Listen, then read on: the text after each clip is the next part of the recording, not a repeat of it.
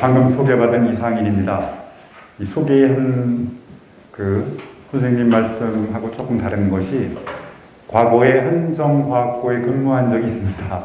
그리고 세월이 흘러서 이제 퇴직을 하고 컨설턴트로 이제 활약을 하고 있습니다. 나눠진 그 자료도 있지만 우선 영재학교 입시, 이거는 이제 서류 입시는 이제 끝났고, 입시 원서 넣는 것은 과학고, 한성과학고하고 세종과학고 원서 접수 기간이 언제인지 아시죠? 네.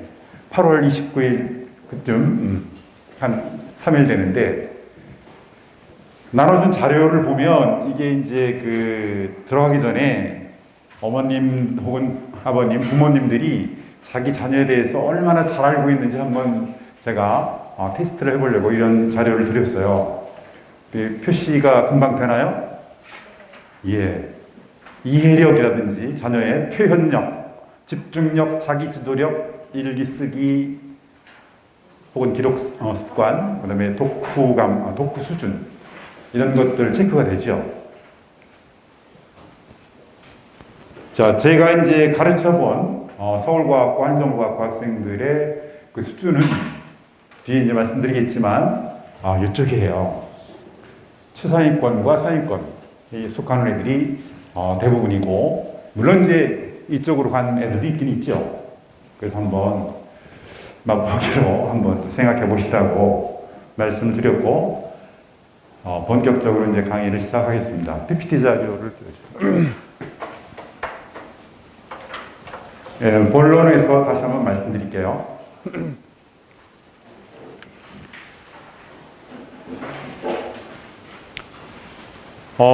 여기 학생 자녀들이 최상위권이라서 그런지 부모님들도 눈동자가 많이 아주 반짝반짝 빛나는 것 같습니다. 역시 부모님 따라서 아이들이 똘똘한 것 같아요. 자, 과학고 영재고를 가는 이유는 더 말하지 않아도 잘 아시겠죠? 자, 그런데 이렇게 결국은 긴 인생길에서 어떤 도움이 될 것인지를 생각해 보면,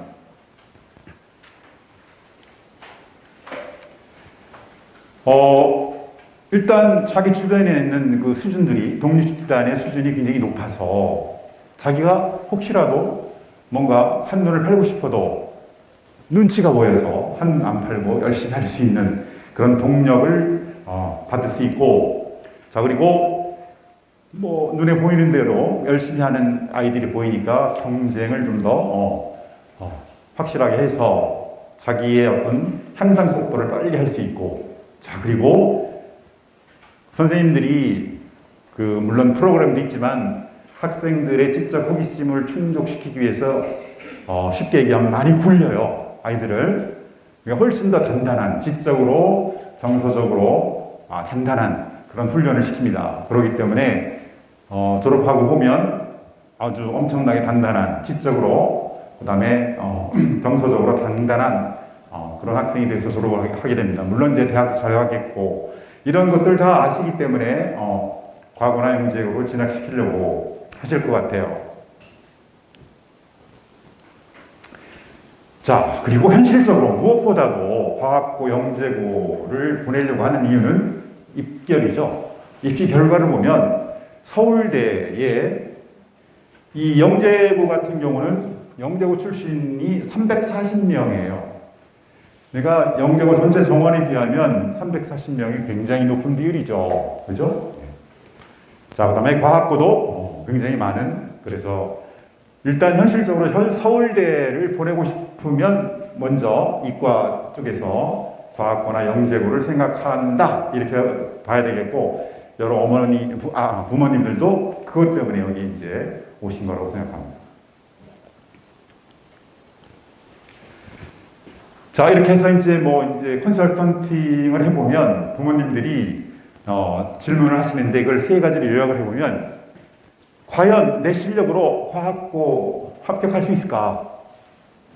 자, 이것 때문에 이제 이리저리 이제 설명회 찾아다니시고 자료를 찾고 그러실 거죠. 자, 좀 이따 말씀드릴게요. 혹시 내신이 좀 안 좋더라도 자기소개서나 추천서나 생활기록부를 가지고 들어갈 수 있는 가능성이 미리 많이 있으니까 도전을 해보는 것도 괜찮다고 생각합니다. 과거 준비를 여태까지 안 했는데 그러면 포기하지. 자, 하지만 생활기록부가 좀 탄탄하고 그동안 열심히 지내온 학생이라면 혹시라도 뭐 비나 이런 것이 좀 있더라도 도전해보는 것이 괜찮다고 생각합니다. 그 다음에 이제 입학 후에 적응과 대입 준비를 잘 할 수 있을까? 다 공부 잘하는 애인데 일단 우리 애가 거기 가서 내신을 잘 받을 수 있을까? 이런 걱정이 이제 되겠죠? 자, 하지만 뭐 다른 사람 다 달리는데 자기 자신만 열중시하고 있는 것이 아니고 같이 달리면 충분히 경쟁이 가능하죠. 자, 그래서 준비는 어느 날 갑자기 이루어지는 건 아니고 지금까지 많이 준비를 해왔겠고 꾸준히 준비를 하고, 자, 그리고 그런 준비를 해서 혹시라도 떨어지더라도 일반고에 가면 어떤 그 황제 학생이 돼가지고 성적 황제 학생이 돼가지고 그런 장점이 있겠죠. 프리미엄급 성적을 받을 수가 있다. 자, 그래서 개인적으로는 할 수 없는 여러 가지를 좀 더 높은 수준의 집단에서 여러 가지를 얻을 수 있는 이점도 있고, 그래서 본인의 장단점을 잘 파악한 후에 도전 여부를 이제 결정하면 되겠죠. 자, 영재고는 일단 이제 지나갔는데 1단계, 2단계, 3단계에서 어떤 내신을 비롯한 서류 평가가 있고 2단계는 지필고사를 봅니다. 여기서 지필고사는 뭐 객관식으로 무슨 경시대식 그런 문제에서 벗어나서 정답이 열려있는 충분한 생각을 하고 창의성을 발휘할 수 있는 그런 영재성 문제를 출제하기로 되어 있어요. 자, 그리고 3단계는 이제 캠프 면접이라고 해서 모여서 캠핑을 하면서, 자, 그 다음에 이제 과학고는 1단계가 서류 전형인데 서류 전형과 면담을 같이 하는 경우도 있고, 서류에서 일단 걸르고 그 다음에 면담을 하고, 자, 그리고 면접을 하는 이런 전형으로 하는 학교도 있고, 자, 그래서 서류가 이제 중요한데 서류는 생활기록부가 이제 가장 중요하고 생활기록부의 성적이 조금 부족하다 할지라도 의미 있는 어떤 자소서를 쓰거나 추천서를 받게 되면 일단 서류를 1단계를 통과할 수 있어요. 그 다음에 이제 면담이 중요한데 이 면담은 학생들의 어떤 표현력, 자소서나 추천서나 생기부에 있는 약간 애매한 정확하지 않은 그런 정보를 면담을 통해서 학생이 무슨 탐구 보고서를 썼다라고 생기부에 적혀 있는데 무슨 탐구 보고서인지 정확하지 않다. 이럴 경우에는 이제 면담하는 담당 선생님께서 거기에 대해서 구체적으로 물어보는 거죠. 여기서 이제 얼버무리거나, 자, 그러면 가짜라고 판단이 돼서 거꾸로 아주 그럴싸하게 논리적으로 대답을 잘할 경우에는 선생님들, 평가하는 선생님들이 눈이 빛납니다. 그 학생은 분명히 이제 붙을 거고, 자, 면담에서 많이 달라져요. 자, 그 다음에 이제 면접은, 역시 마찬가지로 정답이 개방된 그런 문제, 이걸 가지고 해서 3단계에 걸쳐서, 과학고등학교 입시전형이 진행이 되는데, 올해 8월 29일부터 31일까지 원수업수가 진행이 되죠. 서울에 과거에는 세 군데가 있었는데 서울과학고는 영재학교로 이제 전환이 됐고 한성과학고하고 세종과학고가 있습니다. 자, 두 학교는 비슷비슷한 것 같아요. 물론 서울대의 지나가는 입시 결과를 보면 세종과학고가 조금 더 치고 올라가는 그런 추세가 있는 것 같고, 그러면 그 준비를 과학고나 영재고 입시를 준비를 하는데 어떤 8가지를 써놨는데 우선순위를 저도 그렇지만 여러 컨설턴트들이 이제 다들 인정하는 그런 순위를 써놨는데 사실 가장 중요한 거는 학생의 당락을 결정하는 것은 그날 면접할 때에 얼마나 학생이 우수한지 그게 가장 합격, 당락을 결정하는 중요한 키라고 생각해요. 그래서 이런 면담과 면접을 잘 보기 위해서는 예를 들어서 이런 학생이 있어요. 선행이 중요하다 해가지고 학원에 가서 열심히 선행을 하잖아요. 그러면 중학교의 어떤 기본 개념을 잃어버리는 거예요.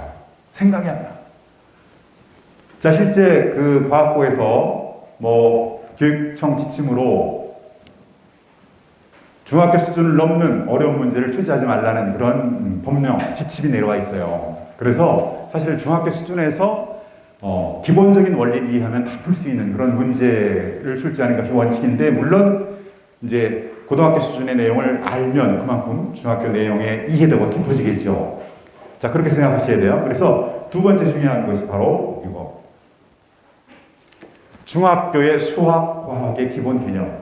이거를 놓쳐서는 면담에서 실패를 한 일은 없습니다. 자, 그리고 이제 심화학습이 이제 필요하겠죠. 자, 그리고 탐구보고서라든지 어떤 독서활동, 이런 것들이 이제 자기소개서나 추천서에 들어가 있는데, 그런 것들. 자, 이런 것들이 과학과 영재 입시 준비하는 거 순서를 정해봤는데, 다시 한번 말씀드리면, 얼마나 서류 전형에서 통과한 이후에 얼마나 면담, 면접을 잘하느냐, 이게 이제 당락의 관건이다, 이렇게 생각하시면 되고, 두 번째로 중학교 때에 배운 내용, 기본 원리, 기본 개념에 대한 이해도가 충분하지 않으면 떨어진다라고 생각하시면 되고, 그리고 나서 그걸 이해하고 나서 심화학습, 고등학교 선행이 들어가야 됩니다.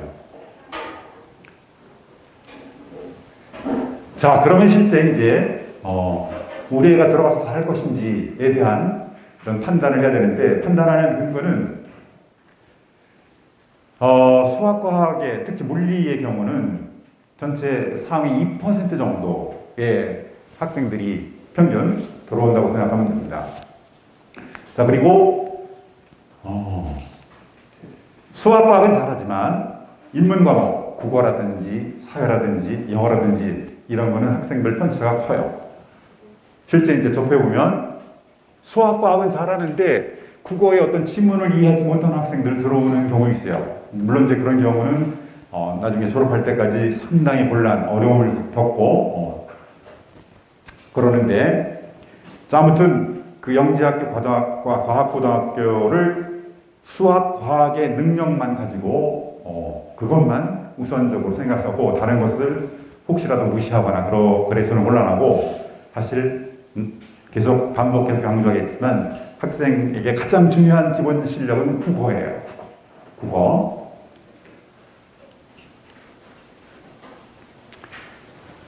자, 그리고 영재고가 아무래도 서울대 입시 결과를 보면 서울대 입학 비율이 이제 굉장히 높고 실제 수준도 높아요. 예를 들어서 탐구보고서 혹은 논문 써서 발표하는 대회를 하게 되면 과학고와 영재고를 합쳐서 이제 하게 되면 학생들 수준이 금방 차이가 나요. 그런 정도로 차이가 나는데, 그렇다고 해서 과학고를 내가 이렇게 밑으로 떨어뜨리거나 그런 뜻은 아니고 약간 높다, 영재고 학생들이. 국어 실력이 잘 아시겠지만 국어에 대한 독해 능력이 수학 문제에 대한 이해 능력과 그 다음에 영어의 독해 능력, 기타 여러 가지의 어떤 기본이 된다는 것을 기본적으로 이제 이해를 하시란 얘기고, 수능 점수도 대부분 이제 우수 학생들은 수학, 과학에 큰 변별력이 없고 국어에서 많이 갈려요. 국어에서. 그래서 국어 학원, 국어 수능 모의고사가 다른 과목에 비해서 특별하게 더 학원에서도 번성하는 그런 부분이 되고 있는 것 같아요. 자, 영재학교 및 과학학생 성향 및 습관 수준. 요거 이제 사실 현재의 어떤 성적도 중요하지만 현재의 학생의 습관이나 성향도 중요하거든요. 그래서 한 가지씩 제가 이제 짚어드릴 텐데, 아까도 말씀드렸지만 이 최상위권과 상위권에 해당되는 그 수준이 어느 정도냐면 이해력의 경우는 오늘 당장 가서 슬며시 한번 학생 자기 자녀를 한번 평가해 보기 바랍니다. 이해력은 완전하게 이해하는 거예요.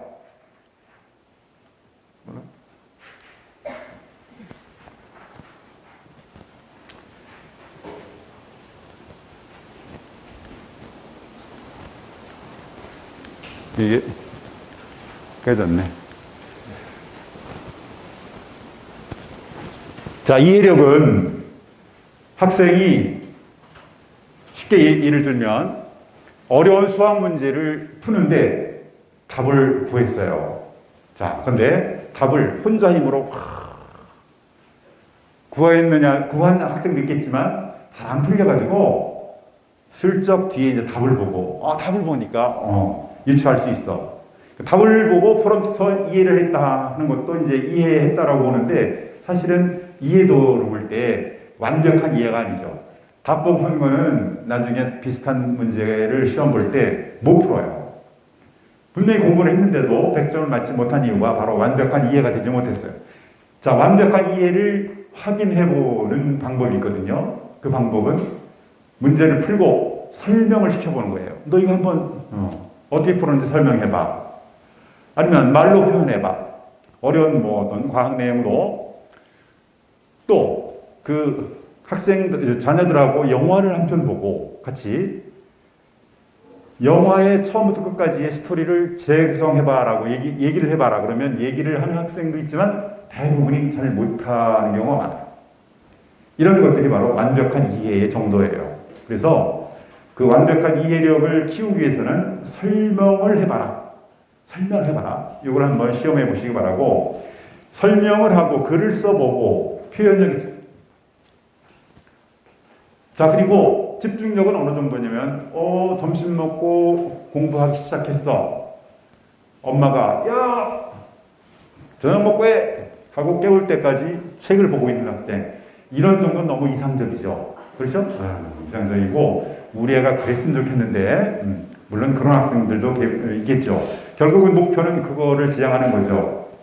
실제 집중을 지속할 수 있는 시간은 초등학생의 경우는 5분, 저학년 5분, 고학년은 10분, 중학생 몇 분 될 것 같아요? 평균 우수학생 경우 20분이네요.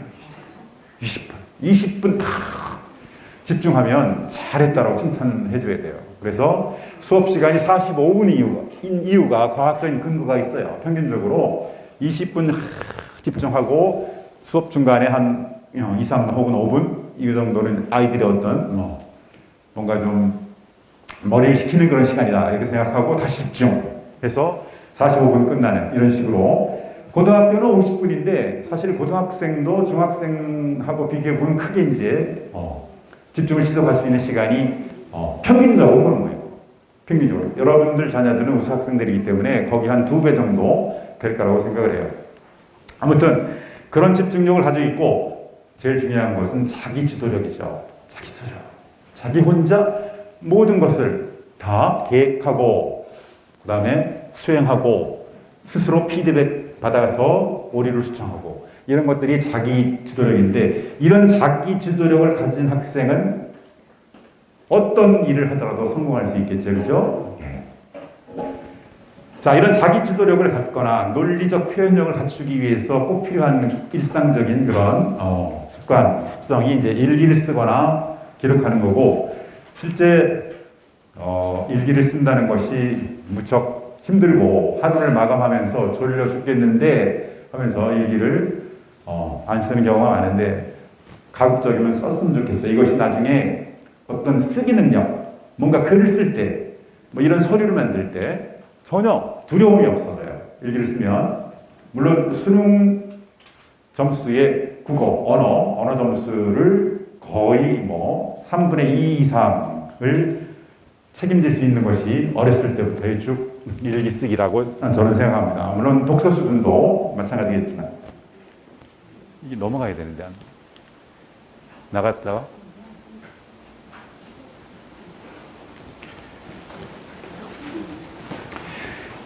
자, 학생들의 현실적인 성적은 어느 정도냐, 그리고 이거는 이제 여러분들 학생들이 과연 가서 입학했다 치고, 과학과 입학했다 치고, 얼마나 견딜 수 있는지에 대한 그런 미리 보기도 될 수 있거든요. 이 평가 도구가 수능 성적은 고등학교 1학년 연합고사 3월 모의고사를 다운받아가지고 한번 풀어보는 거예요. 뭐 6월 걸 봐도 좋고, 아무튼 이렇게 해서 자기 어떤 수능 실력을 확인하고, 두 번째는 내신 수준은 내가 한성과학고를 학생을 보내고 싶다 그러면 한성과학고의 1학년 중간고사 문제를 그 학교 학생을 통하거나 아니면 그 부근의 서점에 가면 구할 수 있거든요. 구해가지고 문제를 이제 풀어보는 거죠. 그래서 우리 학생 입장에서 내 수준이 수학 능력은 이 정도고 내신 능력은 이 정도고 내가 충분히 견딜 수 있어. 경쟁력이 있어. 이런 자신감을 가질 수 있기 위한 어떤 객관적인 평가 도구라고 볼 수 있고, 실제 들어오는 학생들, 한성과학고나 세종과학고에 입학한 학생들은 평균 2등급이라고 생각하면 돼요. 사실 평균 2등급 이게 우스운 일이 아니죠, 그죠? 대학 입시 이제 뭐 학생부 종합이라든지 교과 전형 뭐 볼 때에 최저 등급에서 평균 2등급이면 의대 뭐 이거 빼놓고는 다 최저 기준을 충족하는 그런 수준이죠. 그 다음에 수학과학의 경우 내신 점수 한 80점 정도. 그리고 뒤에서도 말씀드리겠지만 이 내신 1학년 고사를 보고 사실은 굉장히 부담스럽잖아요. 내가 과연 잘 따라갈 것인지.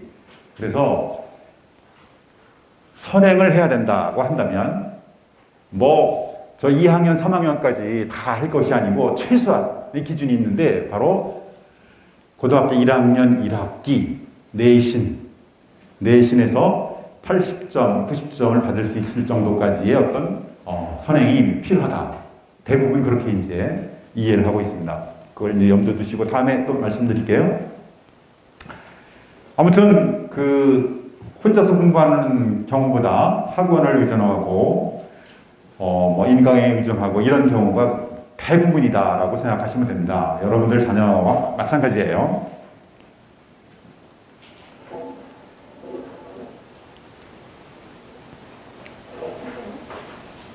자, 자기가 학생 수준에서 이제 1학년 1학기 내신 문제를 봐서 80점을 맞았으면 안심을 해서는 안 되겠죠. 매년마다 이제 문제 유형이나 이런 것이 달라지기 때문에 출제하는 선생님도 다 달라지기 때문에 아무튼 그렇게 이제 염두에 두시고, 그러면 통합 수능이 이제 지금 진행이 되는데 문이과 통합에 따른 어떤 성공적인 고교 선택은 과학고를 가야 되느냐 마느냐, 아니면 과학고를 안 간다면 자사고를 가야 되는지 일반고를 가야 되는지, 이런 질문도 될 수 있는데,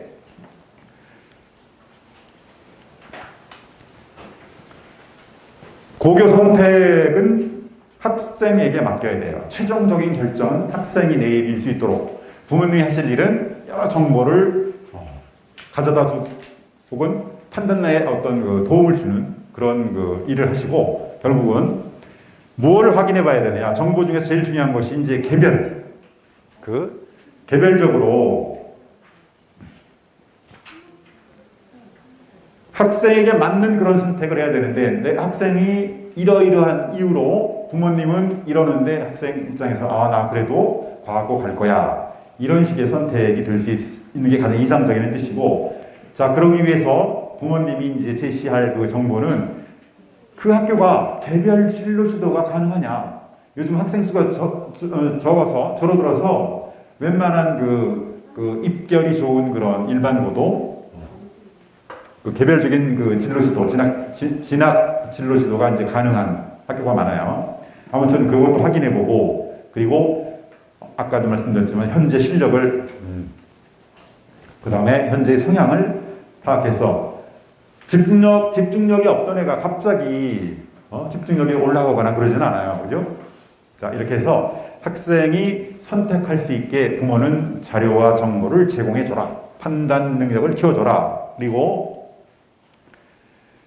일단 판단할 때는 가장 먼저 진로를 결정해야 돼요. 너 나중에 뭐 할래? 나 과학자 할래. 이게 좀 추상적인 초등학생에서 벗어나가지고 나는 우주과학자, 뭐 우주정거장 만들어서 그거 저쩌고 요즘에 가장 핫한 그 우주 이야기가 그 허블 망원경보다 더 좋은 망원경이 발사가 돼서 거기서 찍은 뭐 지구의 우주 생성 초기 어떤 별에서 온 빛을 찍은 그런 사진을 미국 대통령이 공개하고 뭐 이런 일이 벌어지고 있죠. 자, 아무튼 그런 진로를 먼저 결정하고 그 다음에 대학 결정하고 그리고 나서 고교를 선택해야 됩니다. 무작정 뭐 서울대 가기 좋으니까 이런 식의 어떤 생각보다는 좀 더 멀리 보고 결정하라는 뜻이죠. 이것이 중학교 1학년 때는 이랬다가 중학교 2학년 때는 이랬다가 이렇게 일관성이 없으면 좀 곤란하겠죠. 학생들이 혼란스러울 테니까 일관성 있게 부모가 앞서서 야 이끌고 이런 시대는 지났죠. 부모는 뒤에서 밀어주는 그런 방식으로 하는 게 좋습니다. 자, 그 다음에 이제 최상위권 여름방학 수학, 국어, 영어, 과학 학습 전략은 일단 기본적인 학습 습관을 이제 갖추기 위해서 이게 자기가 집중력을 키우기 위해서는 집중력을 가장 발휘하기 위해서는 뭔가 좀 알고 있어야 돼요. 알고 있어야 돼요. 아무것도 모르는 것을 하다 보면 모르니까 어렵기도 하고 집중력이 떨어지는데 사실 집중력을 키우고 성적을 향상시키는 가장 좋은 방법은 바로 복습이에요. 이미 배운 내용은 어느 정도 알고 있으니까 그 알고 있는 어떤 기본 지식을 바탕으로 해서 좀 더 알아보려고 애를 쓰고 되니까 재밌고 그 집중 지속 시간이 길어지고 이런 거거든요. 그래서 아까도 말씀드렸지만 중학교 때의 어떤 기본 개념, 수학과의 기본 개념 이것을 이해하는 것을 바탕으로 그게 이제 복습이죠. 자, 이렇게 해서 자기 공부하는 시간이나 학원에서 공부하는 시간이나 학교에서 공부하는 시간에 이제 그래서 학습 시간을 통해서 집중력과 인내심이 같이 키워지는 거예요. 자, 그리고 아까도 말씀드렸지만 이건 아는 것 같아 건너뛰어 이래서는 완벽한 이해가 될 수 없어요.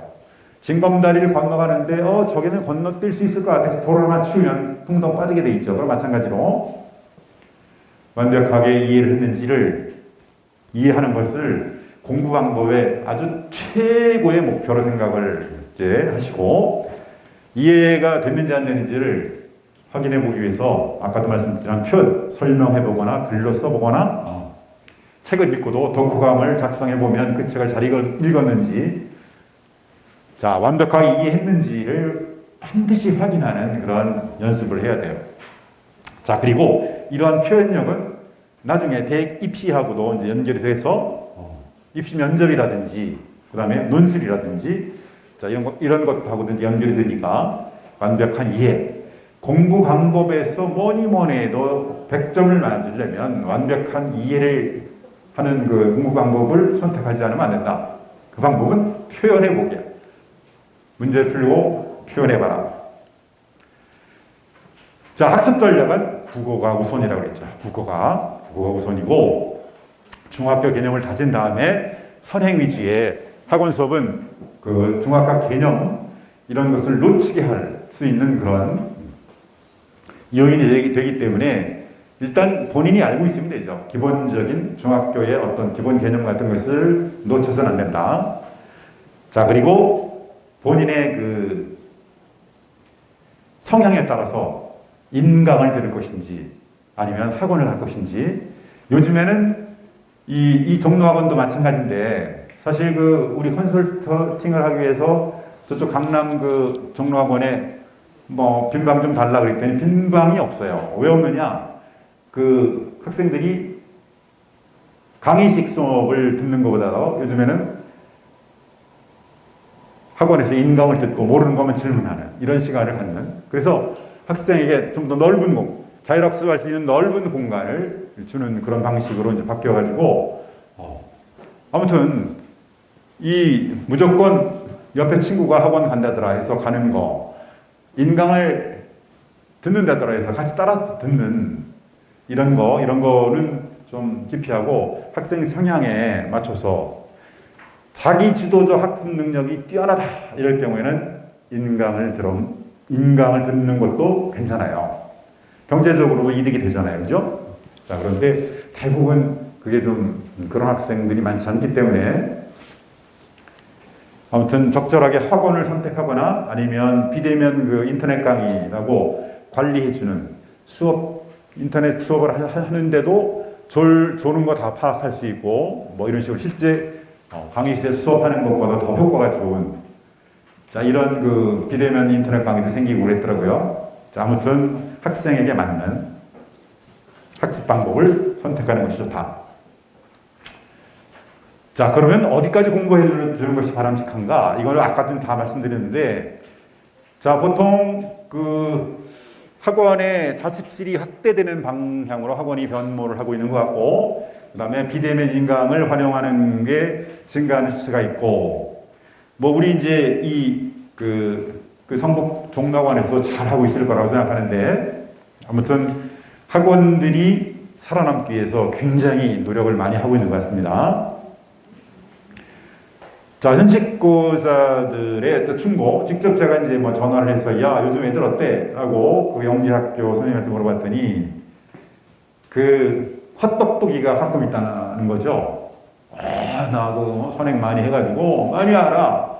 자, 이런 기본은 없는데, 선행은 많이 한 이런 경우를 헛똑똑이라고 그러는데, 사실 그 고등학교 들어가서의 어떤 자기의 성적의 지표는 내신을 잘 받는 거예요. 그렇죠? 그리고 나중에 고3 때 수능을 잘 보는 거고. 자, 그런데 이게 기초가 돼 있지 기본을 잊어버리고 위에서 이렇게 하늘을 나는 식으로 생각해서는 곤란하다. 아까도 말씀드렸지만 최소한의 수준, 내신 부담이 있잖아요. 고등학교 1학년 1학기 중간고사, 기말고사 봤는데 폭망했다. 자, 이러면 1학년 2학기, 2학년 3학년에서 복구하기 좀 힘들어요. 보면. 그래서 1학년 1학기 시작할 때부터 뭔가 내신에서 밀리지 않는 그런 수준을 유지하는 정도까지는 최소한 어떤 선행을 하는 편이다. 이렇게. 자, 그리고 마지막으로 그 로드맵을 작성하는 건데 이 학생이 그냥 근시안적으로 나 고등학교 가서 열심히 할 거야 이런 것이 아니고 일단 진로부터 생각하고 대학을 어디 갈 것인가, 그 다음에 고등학교에 가서 뭘 하고 어떻게 할 것이고 그 이전에 고등학교 입학하려면, 과학고 입학하려면 뭘 어떻게 해야 되는지에 대한 막연한, 친구 따라 강남 가는 식이 아니고 막연한 그런 그 사람의 그 대뇌는 믿을 게 못 돼요. 금방 잊어버리기도 하고, 어저께 좋은 생각, 오늘 생각이 안 날 수도 있고, 자, 그렇기 때문에 여기서 이 로드맵을 작성하라는 것인데, 실제 카이스트의 초기 자기소개서를 쓸 때 자기 로드맵을 자기소개서 안에 작성해라 라는 그런 게 있었습니다. 뭐 이걸 이제 활용하는 대학도 아직 있다고 생각하는데, 아무튼 그래서 예를 들어서 이렇게 중학교 때 나는 그 수학하고 영어 내신을 위해서 어느 학원을 가야 돼. 거기서 진짜 잘 가르친대. 어머님도 권유하셨어. 뭐 이런 식의 것들이 이제 그 중학교 때, 고등학교 입학하기 전 중학교 때 할 일이잖아요. 그거를 언제 할 것인지 이런 식으로 작성하는 것이 로드맵이에요. 그 다음에 이제 뭐 생기부에 내가 자기소개를 쓰기에 약간 부족한데 수학의 세분능력 기사 이게 부족해. 지금 기말고사 끝나서 생기부 작성 기간인데 원서 넣기까지 그 학생부를 그 이쁘게 꾸미는 그런 작업이 진행될 거거든요. 이런 식으로 언제 이걸 하고 인강으로 선행을 하고 뭐 생기부 봉사활동도 해야 되고 뭐 이런 식의 것들, 이런 것들을 다 이렇게 한 줄에다가 언제 뭘 하고 이런 걸 좀 더 구체적으로 이렇게 적어 놓는 것이 머릿속으로 생각하고 있는 경우는 이게 잘 정리가 안 되잖아요. 이게 이렇게 큰 종이에다가 로드맵이라고 해가지고 쭉 해서 당장에 고등학교 뭐 8월 29일까지 원서를 넣어야 된다 할 경우에는 이런 식의 이 부분이 아주 치밀해져야 되겠죠. 아주 짧은 시간 동안 이제 한 달 반 정도밖에 안 남았는데, 자, 그리고 이제 고등학교 1학년 때 뭘 하고, 2학년 때 뭘 하고, 3학년 때 뭘 하고, 언제 뭘 하고, 이래서 그 어떤 선행학습이라든지 생기비라든지, 그 다음에 이제 내신이라든지 수능이라든지 이런 것에 대한 어떤 꼭 필요한 것들을 생각을 해서 넣고, 물론 수정이 가능하죠. 지나다 보면 수정이 가능하고. 자, 이렇게 해서 로드맵을 꼭 작성을 해서 이거를 되도록이면 지킬 수 있도록. 이거는 사실 학생이 혼자서 공부를 하잖아요. 부모한테 별로 얘기하지 않고, 특히 남자애들 사춘기 때 별로 표현하지 않잖아요. 그러다가 자기가 하다가 계획 세웠는데 잘 안 되면 또 더 오그라들어가지고 얘기도 안 하고, 성적이 좀 떨어지면 또 이제 숨고 이러는데, 사실은 공개적으로 해야 되죠. 모든 가족이 다 알 수 있게, 부모가 알 수 있게. 그러기 위해서라도 로드맵을 같이 그려 놓는 것이 좋을 것 같습니다. 자, 그리고 사실 긴 그 인생길에 굉장히 중요한 시기잖아요. 중학교에서 고등학교 입학하고 고등학교에서 대학 입학하는 이 시기에 이런 로드맵을 그리고 로드맵대로 되는지 안 되는지, 안 될 경우에는 뭐가 부족했는지를 파악하고 본인이 의지할 수 있는, 그리고 지도를 받을 수 있는 용기를 불러 넣어줄 수 있는 이런 사람 멘토라고 하는데, 멘토가 꼭 있었으면 좋겠어요. 그 멘토는 장기적으로 일관성 있게 학생들을 이제 살펴볼 수 있고, 자, 그리고 학생부 관리까지. 학생부 관리, 학생부를 보면 뭐가 부족한 게 뻔히 보이잖아요. 그죠? 1학년 때 꼭 해야 될 것이 안 돼서 고3 때 하는 것은 굉장히 부담스럽죠. 그죠? 학생부. 자, 이런 것들. 제때에 이제 이런 관리를 해줄 수 있는 그 멘토가 필요한데, 물론 엄마가 할 수 있을까요? 아빠가 할 수 있을까요? 물론 할 수 있겠지만, 아무튼 학생이 신뢰하고 학생이 직접 선택하라고 하면 부모를 선택하는 학생의 비율이 굉장히 적을 거라고 생각해요. 저도 마찬가지였고, 똑같이 제 자녀들도 그렇게 했는데, 아무튼 가장 훌륭한 부모는 아이한테 멘토가 될 수 있는 부모가 가장 훌륭한 부모라고 생각해요. 아이가 부모를 믿고 따르고, 아무튼 그 입시, 사춘기임에도 불구하고 입시에 대한, 그 다음에 인생 어떤 진로 진학에 대한 이런 것들을 부모한테 믿고 맡기고, 적절한 조언을 받고 할 수 있으면, 줄 수 있고 받을 수 있으면 아주 행복한 가정, 이상적인 가정이라고 생각합니다.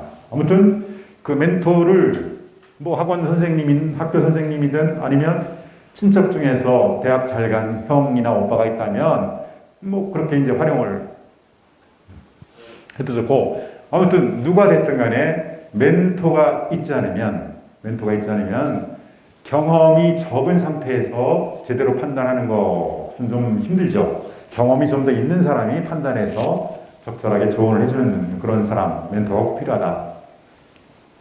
자, 이렇게 해서 이 학원에서 요구한 이런 내용에 맞춰서 이 서류를 만들어서 학부모님들한테 제공을 해줬는데, 글쎄 어떻게 성의가 좀 부족한 것 같기도 하고 좀 죄송합니다. 아무튼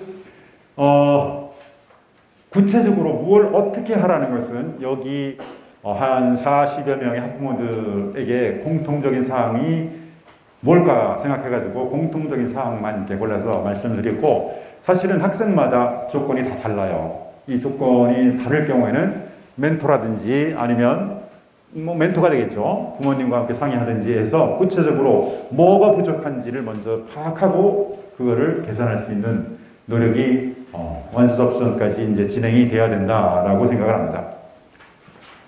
자, 그리고 기본적인 성향을 노력하면 바꾸고, 그게 바꾼 다음에 성적 향상이 이루어지는 이런 거를 이제 생각을 해주시고 아이들을 이제 지도해 줬으면 좋겠습니다.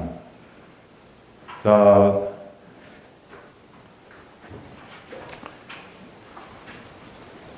부족한 강의 들어주시느라고 고생하셨습니다. 조금 그 시간이 있어서 10분 정도 그 질문을 받으려고, 네, 질문 있으시면.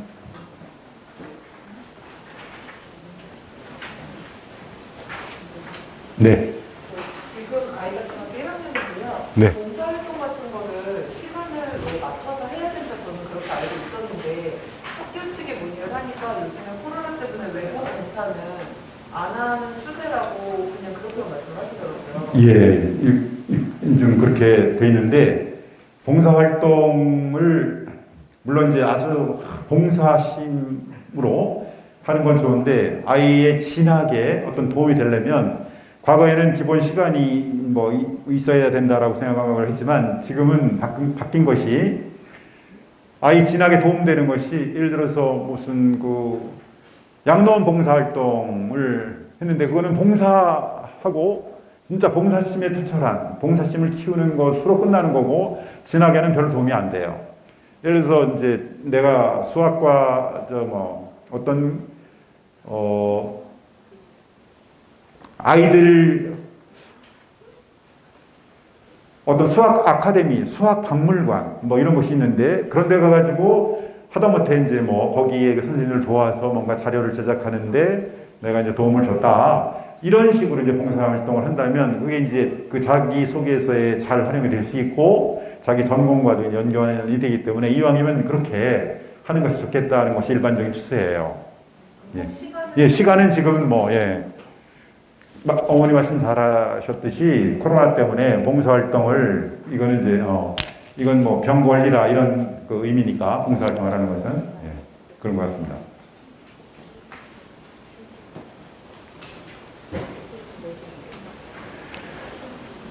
그리고 아까 말씀을 못 드렸는데 부모님이 하실 일이 있어요. 정보 뭐 이렇게 찾고 분석하고 이런 것도 있지만, 그 부모하고 아이가 그냥 단지 그냥 끌어주고 등 떠밀어주는 그런 하나의 선으로만 연결돼서는 그 올바른 그 학생의 어떤 성향이나 이런 거 파악하기 힘들고, 성적 향상을 기대를 하신다면 부모와 함께 하는 것이 반드시 하나 있어야 돼요. 그게 뭘 것 같아요? 제가 해보니까, 직접 우리 아이한테 해보니까 책을 같이 읽는 거예요. 책을 같이 읽고 책 이야기를 해요. 책 이야기를. 일단 부모가 야 우리 여기서부터 여기까지 읽고 한번 뭐 얘기를 해볼까? 이렇게 할 수도 있고, 또 마찬가지로 아까 영화 얘기했지만 영화 한 편 보고 거기에 대해서 뭐 빵 먹으면서 얘기를 할 수 있고, 이렇게 해서 아이의 어떤 표현력을 향상시키는, 자신감을 북돋워주는 이런 일들을 그 함께 하는 거, 이게 이제 그 사실 부모님이 아이의 등을 떠밀어 주는 거거든요. 그것도 그걸 권하고 싶습니다. 물론 힘드시겠지만.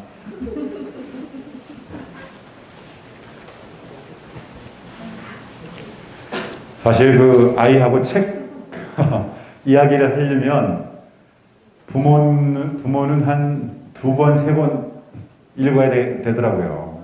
얘기를 하려면. 아이를 잘 유도하면서 아이의 표현력을 자꾸 이끌어내려면 한 2번, 3번 읽어야 되더라고요. 그러니까 힘드시긴 할 거예요. 근데 그걸 이제 즐겁게 하면 되지 않을까 이런 생각합니다. 네, 감사합니다.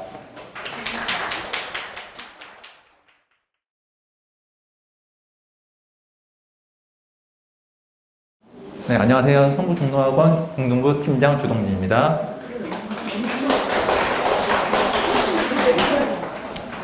네, 저는 성북, 강북 지역 중학교별 내신 특징에 대해서 설명드릴 건데요. 이 표는 성북, 강북 지역 중학교 1학기 수학 평균 점수예요. 중1 같은 경우에는 자유학년제잖아요. 그러다 보니까 입시에 반영이 되지 않기도 하고요. 학교에서 그 성적을 공개하지 않는 학교도 있어가지고 2학년이랑 3학년이랑 평균 내서 높은 학교 순으로 배열했습니다. 이 표에서 알 수 있는 정보는 맨 아래 보시면 학년별 평균 있죠. 지금 학력의 평균이 어떻게 되고 있죠? 네, 떨어지고 있죠. 네, 학년이 올라가면 올라갈수록 학습 난이도가 올라가고 시험 난이도도 높아진다는 얘기예요. 그리고 맨 위에 있는 영국대중, 기름중, 성신여중 평균 보이시죠? 이렇게 되고 맨 아래 월곡중 평균 이렇게 돼 있는데 이 맨 위에 세 개 학교와 맨 아래에 있는 이 학교를 제외하고는 평균이 75점에서 70점 사이로 다 비슷비슷하죠. 네, 그러면 여기 이 나머지 학교들은 그 학교 수준이나 뭐 학생들 수준이나 시험 난이도가 비슷할까요? 네, 그런 비슷하지 않은데 성적이 비슷하게 나오는 이유는 학생들 수준을 보고 수준에 맞춰서 시험 문제를 내기 때문이에요. 그래서 우리 학교 아이들이 공부를 좀 잘하면은 시험을 좀 어렵게 내고 우리 아이들이 시험을 좀 공부를 잘 못한다 그러면은 시험을 좀 쉽게 내고 그런 식으로 평균을 어느 정도 맞추고 있어요. 중학교들 같은 경우에는 평균 점수가 너무 높거나 낮게 나오면은 교육청에서 좀 지적을 받거든요. 그래가지고 제가 보기에는 목표를 한 73점 정도로 맞추는 것 같아요. 그래야 73점이 나오도록 약간 유도를 하는 그런 쪽으로 하고 있는 것 같아요. 네, 다음은 학교별 시험 난이도 및 특징인데요. 공영중학교는 난이도가 좀 높은 편이고요. 특징으로는 함정 문제로 실수를 좀 유도하고 생소한 유형을 종종 출제하고 서술형의 배점, 비중, 난이도가 높고 감점이 많은 편입니다. 그리고 기름중은 혁신중학교로 그 1학기랑 2학기 진도를 같이 나가요. 그래가지고 선생님 두 분이세요. 수학이 따로 나가는 거죠, 그러니까. 그래서 시험 범위가 다른 일반 학교들과 좀 시험 범위가 다르고 일반 유형 문제를 약간 변형해서 출제하는 편이에요. 그리고 2학년과 3학년 시험 때 1학년, 2학년 내용이 나오는 경우가 종종 있고요. 풀이 과정이 좀 복잡한 문제를 출제하다 보면 아이들이 푸는데 시간이 오래 걸릴 거 아니에요. 그렇게 되면은 시간이 좀 부족하게 돼서 문제를 다 못 풀게 하는 그런 식으로 네, 시험 부족을 좀 유도하고 있고요. 창의성 문제도 출제하고 학교 도서관에서 기출 문제 좀 받았었습니다. 네, 무슨 과목 시험 문제 같은 뜻인가요? 네, 언뜻 보면은 그 미술 같기도 하고 뭐 과학 같기도 하죠. 근데 이게 수학 문제예요. 네, 일반적으로 학생들은 자기들이 그 평소에 풀었던 문제들과 좀 다른 형태의 문제가 나오면 당황을 하게 돼요. 안 그래도 시험 때는 긴장을 하잖아요. 긴장을 해서 손도 떨리고 가슴도 떨리는데 시험 봤는데 이런 문제가 튀어나와요. 그럼 멘탈이 나가요. 그렇기 때문에 학교에서 자기네 학교의 특성을 좀 알아가지고 이러한 생소한 문제가 나온다는 걸 미리 알면은 문제를 좀 맞출 때 좀 타격이 좀 적다는 얘기죠. 충격 좀 받긴 받아도 좀 덜 받는다. 그래서 학교별로 특징이 좀 있으면은 그런 것도 좀 알아놓는 게 좀 시험 볼 때 좀 도움이 돼요. 실력이랑 성적이랑은 정비례하긴 한데 이게 완전히 동일하진 않아요. 시험은 기술이다라는 얘기 말씀 들어보셨죠? 네, 시험은 좀 기술이 있다 보니까 학교마다 특징이 있으면 그 특징들을 좀 분석해가지고 그거에 맞춰서 시험 대비하는 게 좀 필요한 게 있죠. 다음은 서술형 배점과 비중이 높은 예시인데요. 지금 문제가 6점, 7점, 7점, 7점, 8점. 네, 보통 시험 문제가 25문제죠? 하나에 몇 점이죠? 네, 4점이죠. 그런데 지금 보면은 6점, 7점, 7점, 7점, 8점이라서 마지막 거 2개 틀리면 85점이에요. 네, 4개 틀린 거랑 거의 비슷한 점수죠. 네, 그러다 보니까 이렇게 자기네 학교에 그 서술형 배점이 좀 높다 싶으면은 서술형 풀이하는 그런 과정,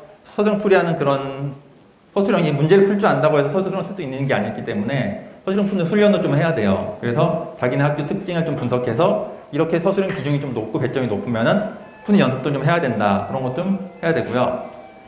그리고 고명중 같은 경우에는 객관식들보다 서술형의 난이도가 좀 더 높아요. 난이도도 높고 배점도 높고 심지어 채점도 깐깐하게 해요. 그래서 감점도 많이 하다 보니까 그래서 고명중 시험이 좀 어려운 편에 속해 든다고 볼 수 있어요. 네, 다음은 고명중의 함정 문제이신데요. 이 문제는 굉장히 쉬운 문제인데 여기 있는 2분의 1 분배하고 마이너스 3분의 2 분배해서 더한 다음에 x의 개수랑 상수항이랑 더하면 끝나요. 사실 빨리 풀면 10초 안에 풀 수 있어요. 그런데 애들이 틀려요. 왜일까요? 네, 여기 가운데 보시면은 ax 플러스 b가 아니라 마이너스 ax 플러스 b죠. 네, 이런 식으로 함정을 파가지고 아이들이 늘 풀던 문제에서 문제를 살짝 바꿔놔서 실수를 유도하는 그런 문제예요. 이런 문제가 문제를 많이 푸는 학생일수록 더 많이 낚여요. 이 문제를 빨리 풀려면은 문제를 다 안 읽게 되거든요. 대충 형태만 봐도 얘가 뭘 물어보는지 알 수 있단 말이에요. 그러다 보니까 문제를 그냥 한번 쭉 훑어보면 아, 이 문제구나 하고 바로 답을 구해버리기 때문에 이런 그 함정에 빠지지 않기 위해선 자기네 학교에 이런 함정을 낸다라는 걸 좀 미리 알고 있으면은 문제를 좀 자세히 읽고 풀 수 있겠죠. 네, 아래는 기름 중에 있는 일반 유형 문제, 변형 문제 예시인데요. 보통 13분의 5를 소수로 바꾸면 무한소수가 나오거든요. 그때 100번째 자릿수를 구하시오가 보통 일반적인 문제예요. 그런데 쉼표하고 또 물어보죠. 얘는 한 문제에다가 두 문제를 집어넣는 문제인데 그것도 두 번째 문제가 심화 문제예요. 평소에는 여기까지만 물어보는데 그 뒤에는 좀 평소에 물어보지 않는 그런 이상을 물어보기 때문에 아이들이 좀 또 멘탈이 나가죠. 이게 평소에 물어보지 않는 이상을 물어보니까. 그렇기 때문에 이런 이 뒤에 것까지 물어보는 걸 알려면 또 심화 문제까지 좀 풀어봐야 돼요. 다음은 기름 중 2학년, 3학년에 나오는 1, 2학년 내용 나오는 문제 예시인데요. 네. 따끈따끈한 올해 문제예요. 네. 2학년 1학기 중간고사인데, 문제 내용이 보시면은 1학년 1학기 1차 방정식 활용 문제예요. 그러면은 2학년 문제인데 1학년 문제가 왜 나왔을까요? 자세히 보시면 여기 6.6 위에 뭐가 있죠? 혹시 기억나시나요? 이 점이 뭘 의미하는지? 네, 순환소수죠? 이게 6.66600 이건데 이 내용이 2학년 1학기 내용이에요. 그거를 제외하고는 전부 다 1학년 1학기 문제인 거죠. 그러니까 이 숫자 하나 2학년 1학기 개념 집어넣었다고 1학년 문제에다가 2학년 시험 때 내버린 거예요. 네, 이런 식으로 2학년, 3학년 문제에 1학년 걸 낼 수도 있기 때문에 시험 볼 때 딱 시험 범위 거기만 딱 두는 게 아니라 예전에 배웠던 것도 약간 복습을 좀 해야 되는 필요성이 있는 시험인 거죠. 네, 아래 문제도 마찬가지로 이거 1학년 2학기 삼각형의 합동 문제거든요. 보통 1학기는 대상 문제고 2학기는 도형 문제인 거 아시죠? 근데 2학년 1학기 중간고사인데 도형 문제가 나왔어요. 삼각형의 합동 문제인데 자, 이것도 자세히 보시면 72.3에 점이 하나 있죠. 네, 요 소수점 하나 찍어놨다고 2학년 1학기에서 1학년 2학기 문제를 내버린 거예요. 그러니까 아이들이 다 이거를 예전에 1학년 때 열심히 1학년 때 사실 요즘에 자유학년제라서 1학년 때 공부를 열심히 안 하잖아요. 그러니까 1학년 때 공부를 열심히 하지 않았던 아이들이 2학년 때 망하는 케이스가 이런 문제를 냈을 때예요. 네, 다음은 기름 중에 연산이 복잡한 문제 예시인데요. 이 도형 원뿔대라고 불리는 도형인데 원뿔대 부피를 구하려면은 큰 원뿔에서 작은 원뿔을 빼면 되는데 사실 그것만 해도 복잡해요. 이 공식 자체가 꽤 복잡한 문제라 가지고 그런데 이거는 부피를 구하는 문제가 아니라 부피를 주고 높이를 구하는 문제예요. 그러다 보니까 사실상 초등학교 때 배웠던 거꾸로 풀기 아시죠? 네, 거꾸로 풀기 문제예요. 근데 심지어 여기 숫자도 아니고 문자로 돼 있죠. 그래서 이거 풀면은 굉장히 복잡하고 시간도 오래 걸리고 연산 실수할 확률도 높아요. 그리고 심지어 2학년 1학기 문제인데 1학년 2학기 이체도형 부피 단원이에요. 네. 그러다 보니까 이런 식으로 좀 복잡한 문제를 내가지고 학생들이 시험 볼 때 시간을 좀 부족하게 만드는 그런 시간 부족을 유도하는 문제인 거죠. 그리고 아래 거는 창의성 문제 예시인데요. 다음 도형의 둘레의 길이를 구하시오라는 문제인데 지금 여기 4, 4, 3이라고 되어 있는데 원래 문제는 4x 더하기 5y 더하기 6 막 그런 식으로 다항식 문제였었는데 제가 좀 이해를 돕기 위해서 숫자를 바꿨어요. 한번 이 문제 한번 풀어보세요. 지금 둘레인데 둘레가 혹시 기억을 못하실 수도 있으니까 둘레라는 건 둘러싸고 있는 길이의 총합이에요.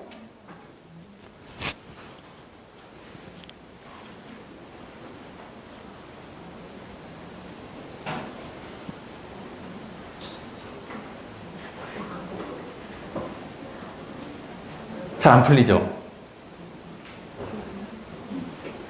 뭔가 부족하지 않나요, 길이가? 정보가 뭔가 더 필요할 것 같은데 잘 안 풀리는데 네, 여기부터 여기까지가 4고 여기를 자르면 이 위에도 4겠죠. 그리고 여기부터 여기까지의 합이 여기랑 같죠. 그래서 여기가 4고 끊고 이거 둘이 합친 게 4, 여기도 4, 그리고 여기가 3이면 요거랑 요거랑 요거랑 합친 것도 3이겠죠. 네. 창의성 문제예요, 이거. 초등학교 경시 문제예요. 네, 초등학교 경시 문제를 이게 다항식의 연산이라고 내버리는 거죠. 그러니까 이런 식으로 창의성 문제를 대비하기 위해서 초등학교 때도 좀 경시 문제 좀 대비하고 좀 그래야 돼요. 네, 4대 부중 좀 긴데요. 4대 부중도 난이도는 상이고요. 4대 부중은 아시죠? 서울 사범대학 부서중학교예요. 그러다 보니까 사범대 교생하는 그 실습한 대학생들이 특정 진도를 좀 나가야 되기 때문에 그 진도 나가는 순서가 좀 다른 학교랑 좀 다르고요. 1학, 2, 4대 부중도 마찬가지로 1학기랑 2학기랑 진도를 동시에 진행시켜서 시험 범위가 다른 학교랑 좀 달라요. 그리고 긴 문장제 문제를 출제해서 문제를 좀 이해하는 시간을 늘리거나 아니면 보기 중에 틀린 거 고르시오 아니면 옳은 걸 고르시오 하면은 사실상 보기 중에 틀린 걸 고르거나 옳은 걸 고르라는 얘기는 한 문제 안에 5문제가 있는 거죠. 네, 그런 식으로 시간을 좀 오래 끌게 만들고요. 아니면은 빈칸 채우기를 내거나 연산이 복잡한 문제를 내서 시간 부족을 좀 유도하는 그런 편이에요. 그럼 가끔 경시대회급 문제도 출제하기도 하고 서술형 문제 비중이 좀 높을 때도 있어요. 이게 날 때도 높을 때도 있고 날 때도 있는데 가끔 높게도 나와요. 그리고 학교 홈페이지 4대 부중의 좋은 점은 이게 서울대 쪽이다 보니까 학교 홈페이지에 들어가면은 기출문제 받을 수 있다고 하더라고요. 자, 계운중은 여기도 난이도는 상인데 난이도는 쉬울 때는 좀 보통 수준인데 어려울 때는 좀 매우 어려워가지고 난이도 편차가 좀 큰 학교예요. 그리고 킬러 문항 같은 경우는 교과서 고난이도 문제나 프린트 문제에서 변형해서 출제하고 있고요. 서술형 배점과 비중이 높고 감점이 많습니다. 여기는 학교 도서관에서 기출 문제 받을 수 있고요. 네, 지금 문제가 굉장히 길죠. 네, 지금 사실 이게 한 두세 문제 정도 들어갈 칸에 한 문제가 들어가 있죠. 마치 국어 문제처럼.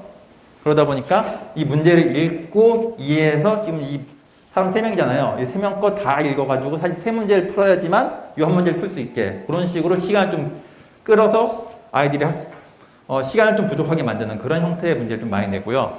이것도 마찬가지로 증명 문제인데 저희는 학교 다닐 때 증명 문제 하면은 처음부터까지 다 우리가 다 증명을 했잖아요. 요즘에는 증명 문제 그렇게 되지 않고요. 이런 식으로 빈칸 채우기를 내는데 이 빈칸 채우기가 오히려 더 어려워요. 증명을 내가 하는 게 아니라 얘가 해주죠. 우리는 얘가 어떻게 했는지를 이해해야 돼요. 그런 다음에 일일이 다 채워 넣어야 돼요. 그러다 보니까 시간이 꽤 오래 걸려요. 이런 식으로 시간 좀 끄는 방식으로 문제를 내고 있고요. 자, 여기 보시면은 서술형 1번부터 4번까지가 50점이죠. 네, 네 문제가 50점이에요. 네, 그렇다고 해서 하나가 막 11점, 12점 그런 건 아니고요. 4대 부중 같은 경우에는 그 서술형 문제가 쪼개져 있어요. 한 문제 안에 작은 1번, 작은 2번, 작은 3번 그런 문제들이 있죠. 네, 그런 식으로 좀 쪼개져 있어서 그나마 좀 나은 편이고요. 이거 저저번 주에 봤던 시험인데요. 이 경시대회급 문제가 나왔더라고요. 지금 전체 넓이가 48인 상태에서 여기가 8이고 여기가 10이래요. 여기만 아니면 여기 나올 수 있겠죠. 근데 요거 두 개만 주더니 전체를 주고 여기를 구하래요. 언뜻 보기에 풀이가 안 떠오르죠. 네, 경시대회 문제예요. 경시대회 문제다 보니까 뭐 자르고 막 비율적으로 풀어야 되는데 뭐 저희 반 아이 같은 경우는 넓이가 48이니까 뭐 대충 8, 6에 48에서 막 대충 찍어서 풀었던데 네, 그렇게 해서 풀다가 중간에 분수가 나오니까 멈추더라고요, 중간에. 그래서 제가 끝까지 풀어봤어요. 그 숫자대로 대입해가지고 답 나와요. 답이 나왔는데 일단 아시겠지만 시험 문제 풀다가 분수 나오면 당황하잖아요. 이게 아닌가? 네, 그래서 틀리고 근데 사실 풀기 힘든 문제예요, 이거 자체가. 경시대회 문제라서. 자, 그 다음은 계운중학교 프린트 문제, 변형 문제 예시인데요. 여기 쉼표 보이시죠? 여기까지는 일반적인 문제예요. 그런데 그 다음에 나오는 소호점 아래 첫째 자리 숫자부터 순환소수가 되는 요 A 최소값을 구하시오. 이 문제 저 사실 처음 봤어요. 처음 봤는데 이거 어떻게 알 수 있냐? 시험 대비할 때 학교에서 시험 대비용 프린트 주잖아요. 거기 나온 문제예요. 네, 거기서 프린트 안 나왔으면 이 문제는 정말 경시대회급 문제인데 학교에서 시험 대비용을 줬기 때문에 낼 수 있는 거죠. 그 다음에 계운중 서술형 문제 배점과 비중이 높은 예시로 여기도 지금 서술형이 14, 8, 18 해가지고 40점이죠.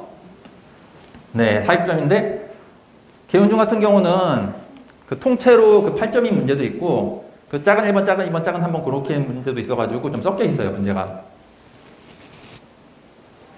자, 삼각산중학교는 난이도는 중간 정도고요.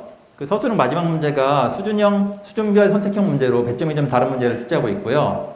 창문여중은 난이도가 중간이고 여기도 마찬가지로 함정 문제로 실수 유도하고 있고 교과서랑 익히 문제에 있는 문제를 변형해서 출제해요. 그리고 킬러 문항은 교과서 창의성 문제. 교과서도 보면은 좀 어려운 문제가 있거든요. 그 문제에서 그걸 좀 변형해서 출제하고 있고요. 학교 홈페이지에서 기출문제 받을 수 있습니다. 그리고 월곡중도 난이도는 중간이고 서술형 배점과 비중이 높고 감점이 좀 많아가지고 다른 학교에 비해서 평균이 낮은 편이에요. 아까 보셨을 때 맨 밑에 있던 학교가 이 월곡중이었어요. 그래서 학교 홈페이지에서 기출문제 받을 수 있고요. 종합중은 평균을 좀 높이고 싶을 때 좀 어려운 문제 점수를 좀 낮추거나 쉬운 문제 점수를 높이는 식으로 점수 배점을 좀 이용해서 평균을 조절하고 있어요. 아까 말씀드린 것처럼 중학교들은 학교 시험 평균 점수가 너무 높게 나왔거나 너무 낮게 나오면은 교육청에서 지적을 받아서 선생님들이 끌려가요. 사실 끌려가서 막 욕먹기 때문에 약간 조절하는 좀 편이 있고요. 삼각선중학교의 수준별 문제 예시인데요.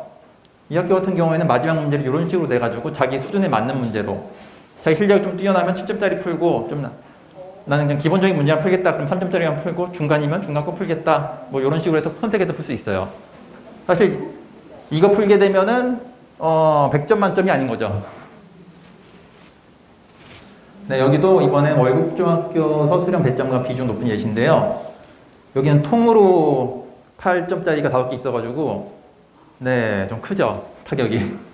얘네들은 작은 일반 그런 것들이 없이 전부 다 통째로 8점, 8점, 8점 이런 식으로 되고 있어요.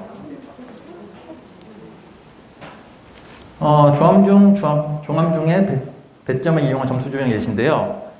이 문제 사실 보자마자 1초 내로 풀 수 있거든요. 근데 배점이 5점이죠. 그런데 아래에 있는 문제는 딱 봐도 뭔가 길죠? 이해하는데 오래 걸리고 문제도 푸는데 좀 오래 걸릴 것 같아요. 그런데 3점이에요. 이런 식으로 아이들이 이게 중간고사랑 기말고사랑 난이도가 좀 다른 경우가 있는데 아이들이 중간고사 때 시험을 너무 못 봤어요. 그럼 평균이 낮겠죠. 그럼 평균을 높이기 위해서 이런 식으로 약간 조절하는 경우도 있어요. 자, 영어국제중은 난이도가 중간 정도고요. 학교 명성에 비해서 좀 난이도는 편이에요.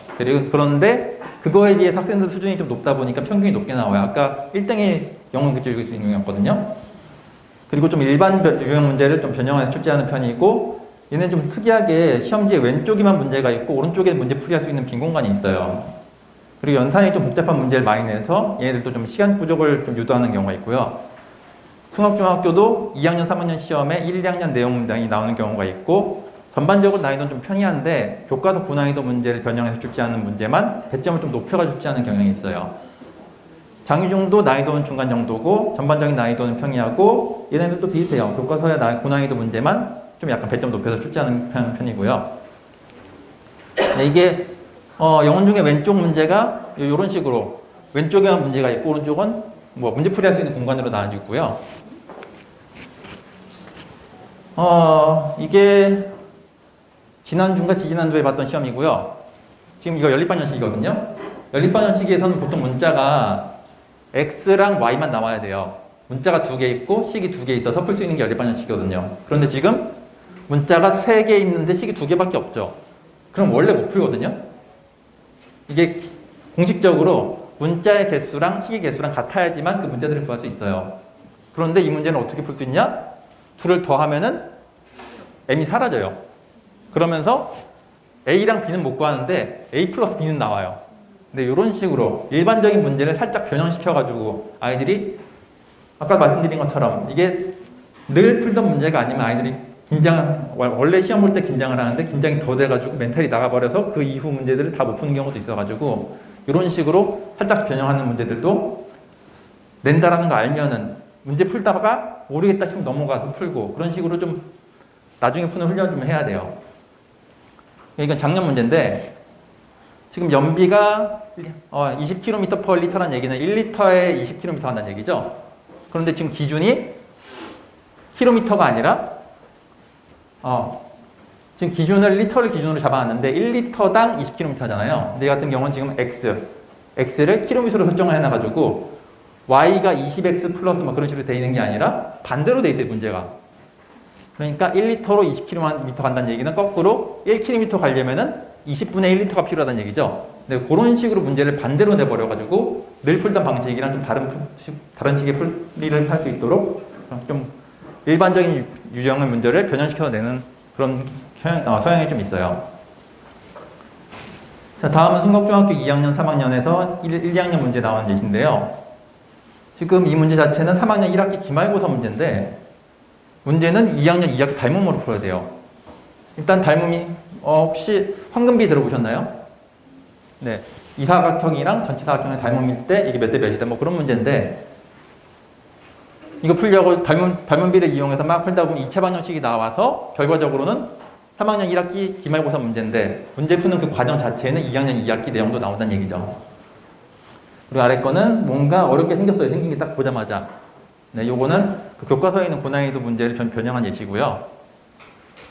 여기도 문제가 뭔가 상당히 어렵게 생겼죠. 평소엔 평이한 문제 나오지만 좀 교과서나 아니면 프린트에 있는 고난이도 문제를 변형해서 내서 배점을 또 높여서 내는 좀 패턴이 있어요. 성신여중도 난이도는 중간 정도고요. 여기 학교도 2학년, 3학년 시험지에 1, 2학년 시험 내용이 나오는 경우가 있고요. 시험 대비 프린트 문제가 변형돼서 출제가 좀 많이 되는데 프린트 내용 자체가 프린트 문제의 난이도가 좀 높다 보니까 시험 프린트가 없으면 상당히 좀 어려운 편이에요. 원래 성신이 좀 쉽게 나왔었는데 최근에 어떻게 또 선생님이 바뀌었는지 어떻게 됐는지 모르겠는데 프린트를 나와주는데 그 프린트 내용이 굉장히 어려워요. 그러다 보니까 시험 전 내용 자체도 같이 어려워져요. 프린터 없이 공부하면은 시험 잘 보기 좀 힘들어지는 거죠. 그리고 서술형 배점이 좀 높고 감점이 많은데 서술형이 안 나오면 난이도가 더 올라가요. 서술형이 있냐 없냐에 따라서 서술형이 있으면은 감점을 많이 할 수 있으니까 좀 쉽게 내는데 서술형이 없어버리면 감점을 못 하잖아요. 그럼 그 대신 시험 문제를 어렵게 내버려요. 성함여중은 전반적으로 좀 난이도가 좀 평이한 편이고 이 학교 같은 경우는 좀 특이하게 모든 문제가 서술형으로 나오는 경우가 있어요. 수학이랑 과학이랑 막 번갈아가면서 나온다는 하는데 자, 여기는 성신여중의 3학년 문제, 1, 2학년 개념 문제 출제 예시고요.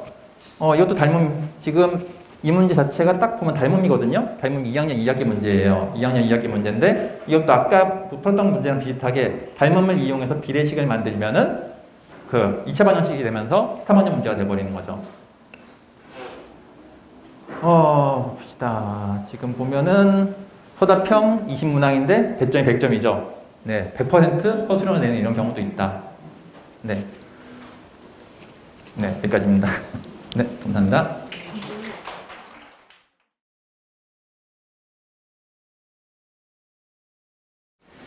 소개부터 하고 시작할까요, 언니? 오늘 너무 즐겁다. 왜냐면요, 언니, 올해 설명회 재수생하고 고3, 고1, 2 아이들 부모님 모시고 설명회 하다가 이렇게 꿈과 희망이 있는 학년들의 어머니를 모시고 하려니까 너무 기쁘고 너무 설렌다. 어찌됐든 성북종로에서 입시전략 소장 맡고 있고요. 국어과 팀장 맡고 있습니다. 김유승입니다. 반갑습니다. 오늘은 3부는 어떻게 할 거냐면요, 어머니, 올해 했던 고등부 설명회 중에서 초중 어머니들이 알아야 되는 것들만 딱 정리하고 보내드릴게요. 그리고 원장님이 장사 조금 하라고 하니까 장사 조금만 하고. 자, 일단 두 가지부터 먼저 얘기할 건데요. 보이시는지 모르겠어요. 어찌됐든 저희 딸도 지금 중1 막 올라가서 지금 막 이제 짐승에서 조금 사람 티가 가는 중이라 그 아이들이 대체로 지금 40만 대 정도 유지해요. 네. 그리고 지금 그 인원이 조금 한 30만 대로 줄어들긴 할 건데 그렇다고 해서 30만 대 후반에서 40만 대 초반 정도를 왔다 갔다 할 거거든요. 그러니까 한 42만 정도라고 계산하고 재수생들은 매년 얼마 정도 되냐면 14만 명에서 15만 명대 정도야. 꽤 많죠. 재수생들이 그러니까 꽤 많은 거야. 그러니까 수능을 보고 대학을 가겠다고 나서는 아이들이 대체로 55만 정도 왔다 갔다 한다고 보시면 돼요. 그래서 이제 우리 애기가 그 55만 안에 들어가는데 곧 이 55만 중에서 서울 안에권과 서울 주요대가 대체로 8만 7천에서 4만 명대 정도 되는 거예요. 그러니까 55만에서 4만 명대로 들어가야 되는 거야. 오늘은 이과 최상위권이니까 문과 빼고 이과만 얘기하면 그렇다 얘기죠. 그러니까 우리 애기가 대체로 한 4만 명 정도 들어가면 되는 거구나. 그럼 4만 명 안에 들어가니까 한 51만 정도만 제끼면 되네요. 그 얘기 하는 거고요. 일단 그 얘기, 그렇구나. 대체로 지금 이제 과학고하고 전국자사 단위가 지금 남아있는데, 저는 개인적으로 이 4만 명 안에 들어가기 위해서 크게 두 가지 길이 있다고 생각하는데, 첫 번째 길은 수능으로 맞붙는 거예요. 수능으로 우리 아이가 전국에서 5,000등 정도 안에 들어가면 의대, 약학까지 들어가는 거예요. 그 방법의 가장 월등한 방법이 현재 1순위는 수능이에요. 가장 안정된 방법이기도 하고. 그 다음에 2순위는 내신을 압도적으로 받아서 고등학교에서 대학을 가는 거예요. 그럼 길은 딱 명확해요. 하나는 전국자사나 과고에 밀어붙여서 수능 쪽으로 해서 밀어붙여서 갈 건지, 아니면 이 동네 고등학교 중에 좀 만만한, 그래도 내 새끼가 가서 좀 살 수 있지 않을까? 이런 데를 찍어서 일반고로 가서 내신을 압도적으로 받을 건지, 그 두 가지 선택을 하는 시기가 곧 오실 거예요. 이 동네에서 남고 중에 찍으라면 용문고가 1순위로 올라가죠. 중계동하고 강남에서 이 두 번째 방법을 선택하기 위해서 알아보는 고등학교가 도봉구의 수락산고, 도봉구. 이 동네에서 용문고 정도가 타겟팅에 들어가요. 참고하시면 되겠어요. 그죠? 우리 동네에서도 신일고나 선덕고 갔다가 자퇴하고 이쪽으로 넘어가는, 전학하는 애들도 타겟팅은 용문고예요. 이거 용문고 여기 계시는 거 아니야 또? 학부모님, 혹시 교사님 안 계시죠? 됐죠? 그 다음에 첫 번째 방법은 전국 자사 단위로 한번 밀고 들어가는 거죠. 우리 동네는 그래도 전국 자사고 중에 그래도 괜찮은 고등학교엔 선덕고가 자리를 잡고 있고, 그 다음에 선덕이 있으니까 그나마 남자애들은 좀 선택할 게 꽤 있어요. 근데 여학생들이 별로 없어. 그래서 저는 딸 키웠는데, 그래서 제일 힘들었던 게 그래서 딸을 어떻게 보낼 거냐에 대한 부분이었어요. 일단 이 동네에는 전국 자사 단위가 없으니까 두 개 있는데, 이화여고하고 그 다음에 하나고하고 이 두 개밖에 지금 현재 동네에서는 없으니까 이 둘 중에 하나 선택했는데, 저희 딸은 이화는 안 가겠다고 하고 하나고 온다 그래서 하나고를 지원했었어요. 대체적으로 하나고 1차 합격했었는데 2차는 떨어졌어요, 면접에서. 전교 3등 안에만 들어가면 돼요. 충격이다. 중학교에서 전교 3등까지가 이 동네에서. 저 이 동네 출신이에요, 어머니. 이 동네 살아요. 혹시 아버님 목욕탕에서 보면 아는 척 하시면 안 돼요? 어찌됐든.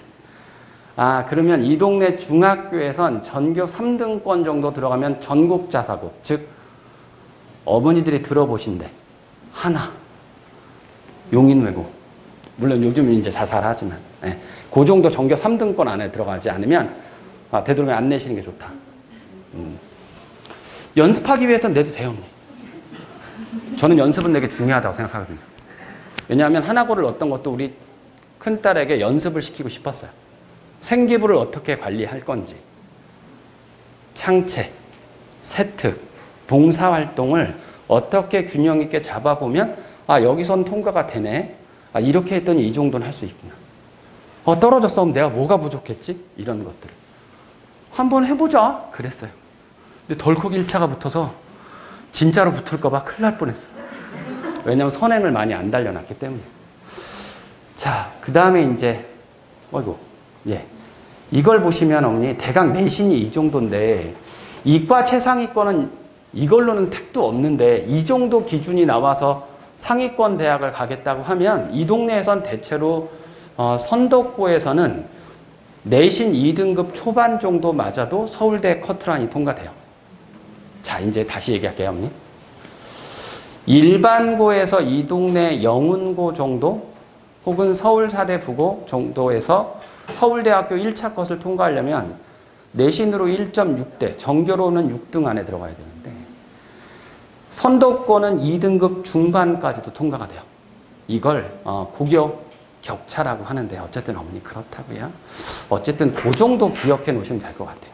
아, 우리 애기가 어쨌든 대학 가려고 고등학교랑 중학교 진학을 하는 건데 그 선택의 시기가 두 가지가 있는데 하나는 수능으로 갈 건지 하나는 내신으로 갈 건지 하나는 전국자사단위의 자사고로 밀고 갈 건지 아니면 조금 내신이 편안한 일반고로 돌릴 건지 됐어요 어머니? 이 정도 보시면 될 것 같고요. 아, 그 다음에 선택 과목에 대한 얘기를 좀 해주라고 해서 선택 과목에 대한 얘기 하는데 그냥 이렇게만 볼게요. 이과 최상위권은 미적과 기하를 선택하는 거다. 그렇게 생각하시면 되고요.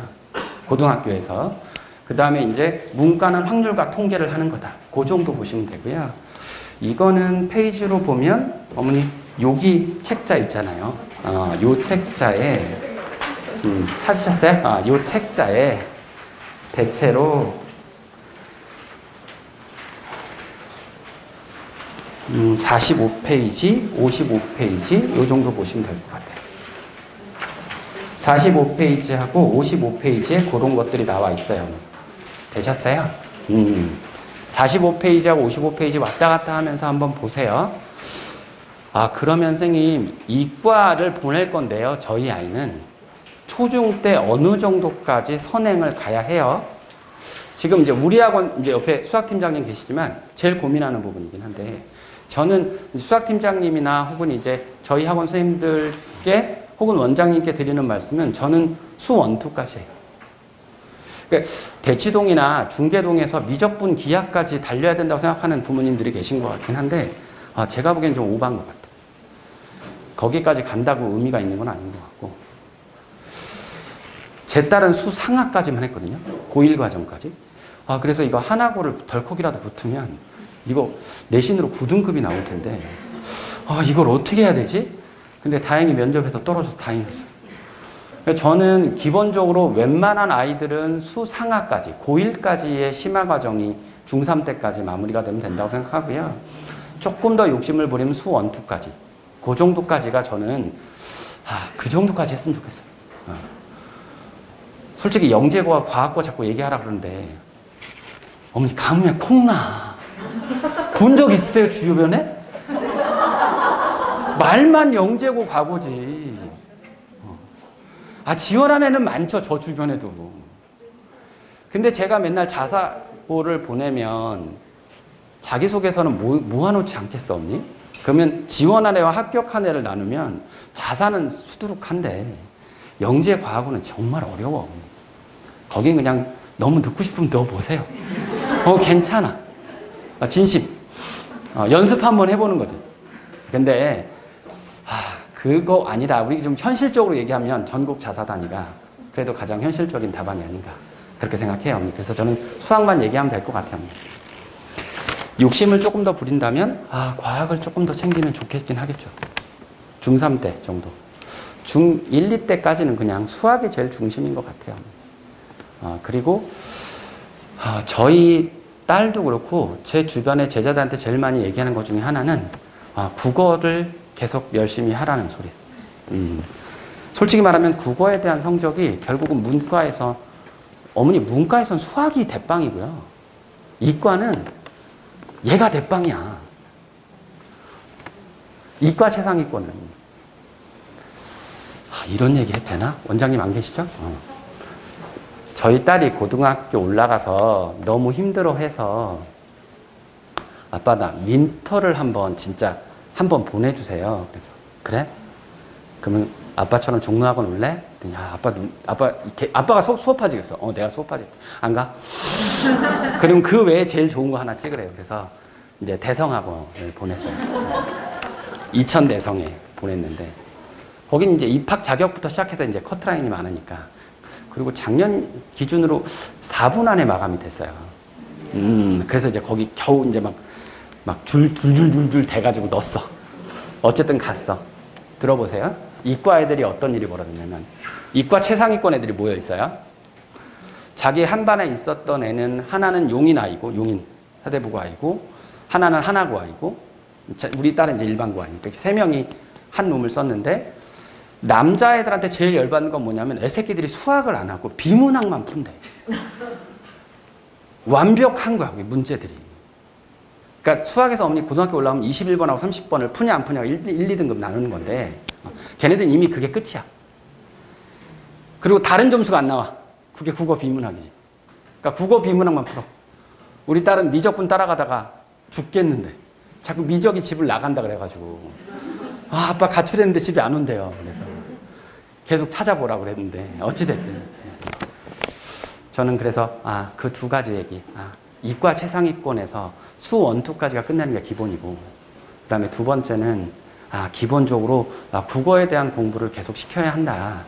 다만 국어를 공부하는 데 있어서 저는 개인적으로 제일 중요한 게 국어 교과서가 제일 중요하다고 생각해요. 그래서 내신에 대한 부분들 잘 챙기고 그 다음에 비문학 같은 것들도 교과서에 잘 실려 있으니 잘 그것들에 대한 부분들을 집중해서 가도록. 그러니까 되게 국어를 등한시해요. 남자 학생들, 특히 중학교 남자 학생들이 국어를 굉장히 좋아하고 반어법이 없니? 뭐 읽으라 그러면 그렇게 막 반색을 하고 좋아하니까 일단 그 가장 기본 텍스트가 국어책이다.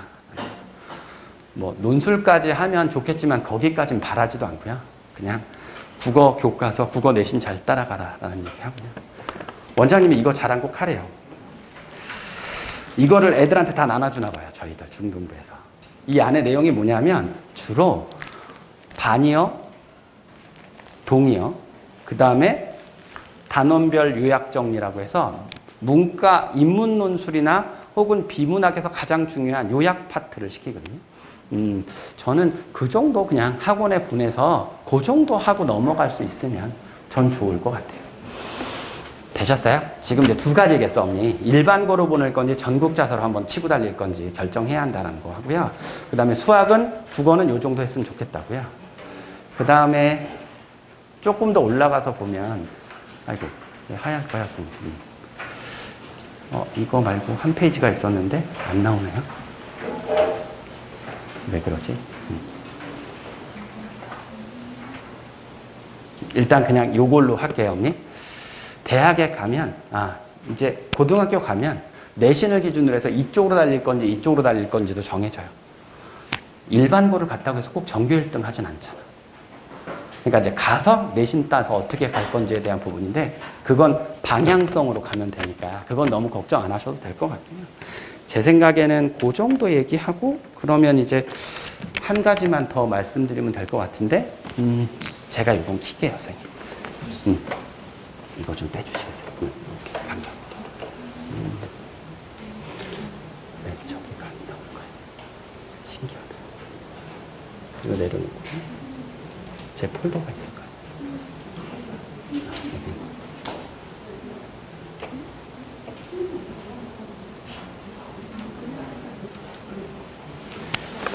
자, 조금만 더 줄여서 볼게요, 언니. 한꺼번에 다 들어오게. 잘 안 보이시긴 할 건데 그냥 간단히만 얘기하고 머물게요. 들어보세요. 이 동네에서 영문고 아이들 선택 과목에 대한 얘기예요. 무슨 말이냐면 혹시 여기 초등학교 6학년 어머니들 계세요? 초등학교 6학년 학점제라고 들어보셨어요? 처음 들어보셨어요? 초등학교 어머니들만 아시면 되고 중학교 어머니는 몰라셔도 돼요. 네네, 지금 현재 중1부터 들어가죠. 네. 초미의 관심사긴 한데 무슨 말이냐면 고등학교를 지금 예행 연습하는 중인데 지금 고등학교 애들이 지금 고2를 올라와서 지금 이맘때쯤에 여름방학 때 이걸 선택하라고 해요. 저희 때는 문이과 그냥 동그라미만 치면 되는데 요즘 문이과가 동그라미를 치는 게 아니라 이렇게 선택 과목을 다 체크해서 가는 거야. 이게 다른 학교 가서도 들을 수 있어, 요즘은. 뭐 경동고랑 경신고는 요즘 이렇게 같이 융합돼 있어서 컴퓨터 과목은 이렇게 같이 가서 보는 거예요. 그러니까 이제 무슨 말이냐면, 어머니, 1학년 때는 그냥 같이 가고, 2학년 때 선택을 할 때 과학 선택을 하면 이과가 되는 거고, 문과 과목, 즉 사회 과목을 선택하면 인문 계열이 되는 거예요. 다만 들어보세요. 잘 안 보이시긴 할 건데 과학은 이수 과목에서 관점이 1 과목 3개, 진로 과목 2개라는 말이 무슨 말이냐면 그냥 얘만 들어놓을게요, 어머니. 한번 들어보세요. 생명과학 가는 아이, 의치안 가는 아이는 물리를 하지 않고 화학, 생명, 지구과학을 요즘 선택해요. 고2 때 그거 3개를 선택하고 그 다음에 고3 때 올라가선 생명과학 2랑 화학 2를 공부해서 이걸로 수능을 봐요. 서울대학은 기본적으로 2 과목을 넣지 않으면 수능 과목에서 대학을 못 넣게 하는데 다 제껴놓고요, 어머니. 무슨 말을 하고 싶냐면 고등학교 올라가서 문이과를 선택하는 게 결국은 선택 과목을 선택해서 가는 거다.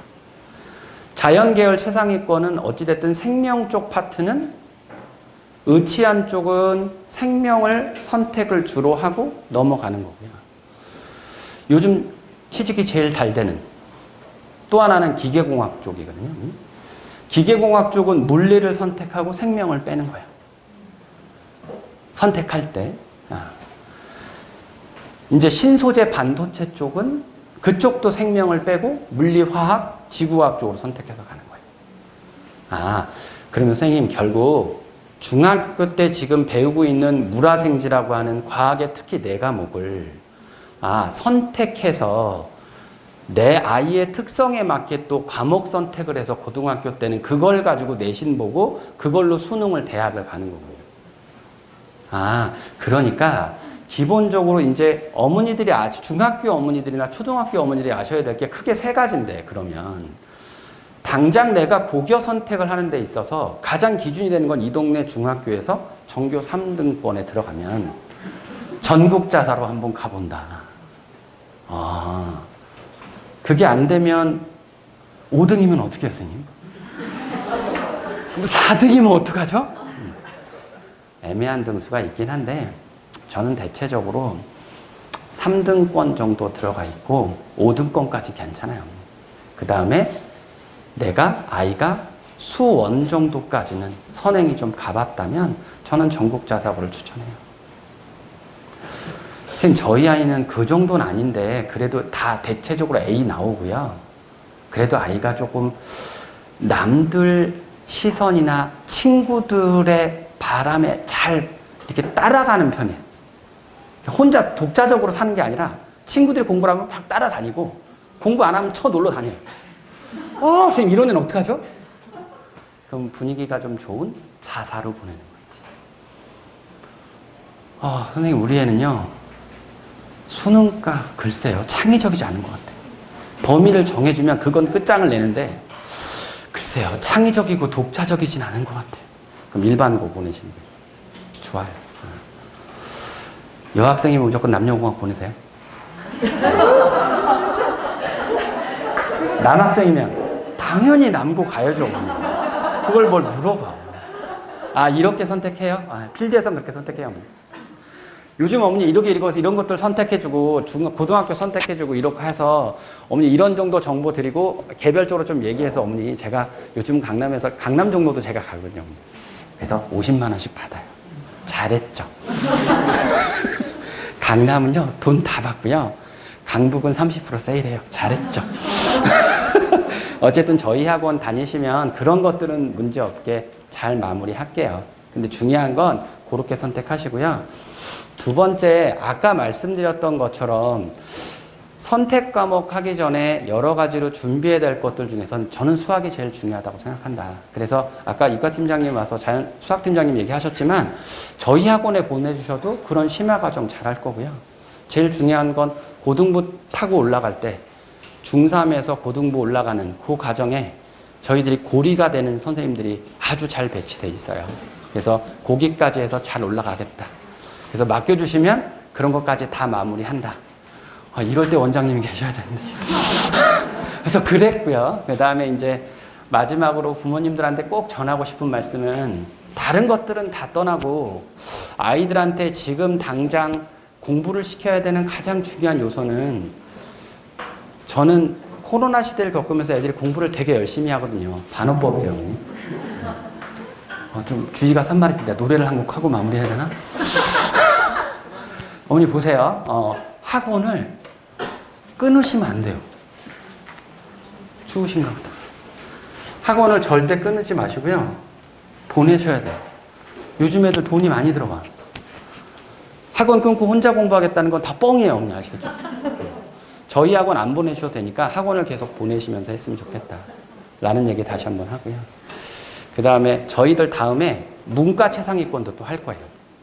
그래서 문과 최상위권도 이렇게 해서 요거 말고 좀 다른 내용으로 또 문과 애들은 어떻게 준비하는지 그거에 대한 얘기 할 거고요. 데스크에 가보시면 저희들 여름방학 특강이랑 무슨 이제 여러분 어머니들 아시는 레벨 테스트 같은 거 신청할 수 있거든요. 꼭 학원 안 다니셔도 우리 아이 레벨을 좀 보는 건 좋은 것 같아요. 그래서 혹시 어머니 관심 있으시면 적성하셔서 1층에다 갖다 내시기만 하면 되거든요. 그렇고요. 어머니 그리고 이제 마무리 할게요. 자, 지금 중3 어머니들 저도 그랬던 것처럼 귀가 되게 얇아져요. 저도 전문가인데 제가 우리 학원에서 그래도 좀 한다 하는데 제가 종로 학평 안에 또 되게 전문가 한 분 계셔서 그분한테 제가 우리 딸 문제 때문에 잠깐 물어봤더니 막 웃으면서 그러시더라고요. 야, 평생 전화 한 통 안 하더니 지 새끼 나왔다고 이제 전화한다 그러시더라고요. 귀가 되게 얇아지는 시기예요. 중3 어머니들 심지 잘 가지시고 아까 드렸던 기준을 기준으로 해서 일반고 갈지 자사 갈지 그리고 일반고 갈 땐 최대한 좀 약한 곳으로 가는 게 전 좋은 것 같아요. 그리고 그렇게 하려면 지금 움직이셔야 돼요. 학교 근처로 붙여야 되거든요, 지금. 주소를. 11월 전까지 붙여야 돼요. 그래서 지금 바빠. 제가 그래서 이맘때쯤 이사했거든요. 계약하고, 그 다음에 중도금 치를 때 주소 옮겼어. 주인한테 얘기해서. 중3 되게 바빠요. 1년 동안 잘 보내시고, 다음에 문과 최상위권으로 한 번 더 뵐게요. 감사합니다.